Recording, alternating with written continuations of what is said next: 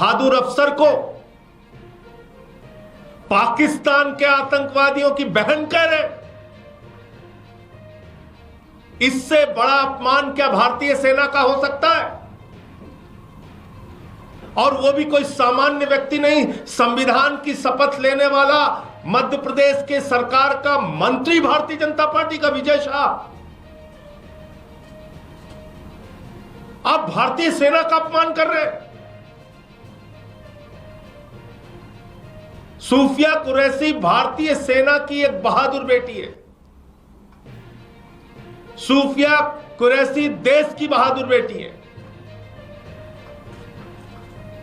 और उसको पाकिस्तान के आतंकवादियों का बहन कह रहा है भारतीय जनता पार्टी का मंत्री। और प्रधानमंत्री जी इतनी बड़ी घटना पे भी खामोश है, कुछ बोलते नहीं, कुछ कार्रवाई नहीं करते। वो विजय शाह ऐसा व्यक्ति है जिसने वहां के पहले के मुख्यमंत्री की पत्नी के बारे में भी आपत्तिजनक टिप्पणी की है।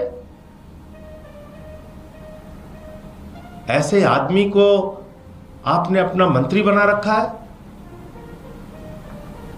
नरेंद्र मोदी जी को पूरे देश से माफी मांगनी चाहिए और उस विजय शाह को मंत्रिमंडल से बर्खास्त करके उसको गिरफ्तार करना चाहिए।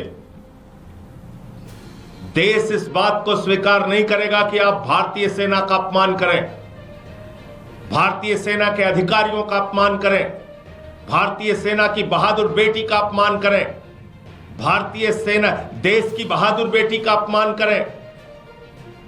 देश कभी भी इस चीज को स्वीकार नहीं करेगा। देश कभी भी इस बात के लिए आपको माफ नहीं करेगा। प्रधानमंत्री जी आगे आइए, देश से माफी मांगिए, उस मंत्री को बर्खास्त कीजिए और उसको गिरफ्तार कीजिए। दूसरी बात, यह चलन भारतीय जनता पार्टी का इस युद्ध के दौरान, इस लड़ाई के दौरान एक नहीं अनेक बार देखने को मिला और योजनाबद्ध तरीके से देखने को मिला। आप बताइए,